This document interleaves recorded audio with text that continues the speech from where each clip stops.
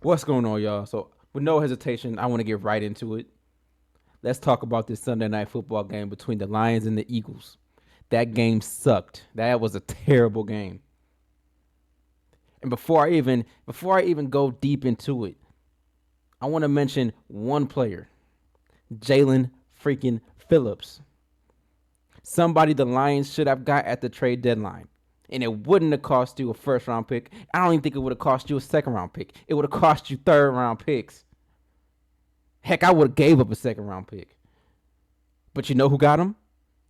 The freaking Philadelphia Eagles, and it showed. That's what it looks like when you add to your team, and that's what it looks like when you have a dominant D line. You disrupt quarterbacks. You throw them off rhythm. You turn great quarterbacks into okay quarterbacks. And I love Aiden Hutchinson, but he can't do it by himself. That's why you need to add a piece. And I don't want to hear about Davenport. I don't want to hear it. You had a chance to get Jalen Phillips, and it wouldn't have cost you an arm and a leg.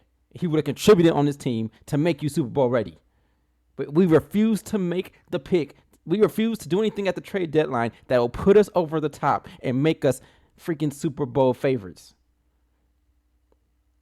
And it blows my mind. We watched these good teams do it. We watched the Rams do it. You went and got Devontae Adams. You watched the Eagles do it. Went and get Jalen Phillips.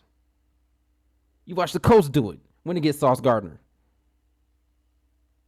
But it seems like the Lions, every time a trade deadline comes, they think we have enough, and our weaknesses show. Now, I want to get to Goff. We all know Goff had a terrible game. I don't know what his numbers were exactly, but he was under 50% throwing the ball. Terrible. But we know how Goff is when weather comes. We know how Goff is when you face a good D-line. Yeah, our O-line wasn't great. But when you're facing the freaking Eagles D-line, what did you expect them to do? There's not a lot of O-lines that can block that on a consistent basis. You're asking your O-line to go out there and be perfect against the Eagles D-line. That's not possible. That's not. The problem with Goff is everything needs to be perfect for him to succeed. Goff is a good quarterback, don't get me wrong. But I don't think he has what it takes to put you over the edge. Everything's not going to be perfect. There's going to be times where we need to go on the road, in the cold, in the snow, in the rain, and ball. No excuses. It's football. And before I get to my next point, I want to mention the refs aren't the reason we lost this game. I know it's because we couldn't move the ball offense. But why does it seem like the Lions never get the call? I still think we would have lost. But let us lose the game. The refs should not have it in their hands in the end of the game. That wasn't a pass interference. I think we all can agree on that. But I can't get too mad at that because I still feel we would have lost this game anyway. We couldn't move the ball on offense, and then all of a sudden we're just going to think we're going to march down the field and score a touchdown after we haven't been able to do that all game? No. So now I want to talk about us moving forward because now it's crunch time. I'm not talking about a 1 seed anymore. I'm talking about making the playoffs. We need to buckle down. We still can win a division because our division sucks. Jordan Love sucks. I don't believe in Chicago at all. And I love Ben Johnson. I don't believe they're actually good. There's only so much you can do with Caleb Williams, in my opinion. But you still have a legitimate shot to win this division. Now, you need to, first, take care of your business against the Giants. Don't play around. End the game quick. Which we do have a good history of beating up on bad teams.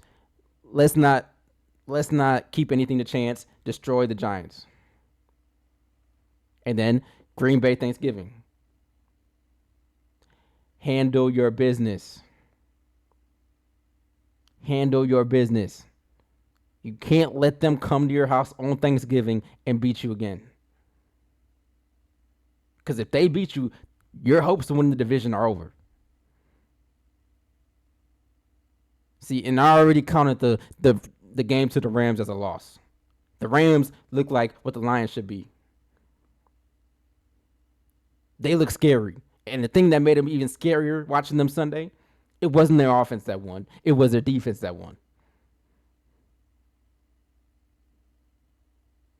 And the problem is, if you mess around and don't win the division, the West has 3 teams that are making the playoffs. And yes, I'm including the 49ers. They looked amazing with Purdy back. And they're getting their weapons back. And I think, they're 6-4? They're balling right now. So if you mess around, don't win the division, you're going to be prying for a playoff spot. Win the games you need to win. Don't play around with Minnesota. Don't play around with Chicago. Don't play around with Green Bay. You already started that first half of the season. You lost to Green Bay. You lost to Minnesota. Don't play around anymore. It's time to get serious. Because you made us believe our team is good. We don't need to add any additions. Prove it. It's time to prove it. I have no faith in Davenport, but they have all the faith in the world in Davenport. Tell him to get on the field and prove it. Tell him if he doesn't produce, he's off the team next season. It's time to stop playing around. You're a Super Bowl team now. You're no longer bad. You have to act like a Super Bowl team. Win by any means necessary. That's where we're at right now. So in conclusion, it's time to get our shit together, for real.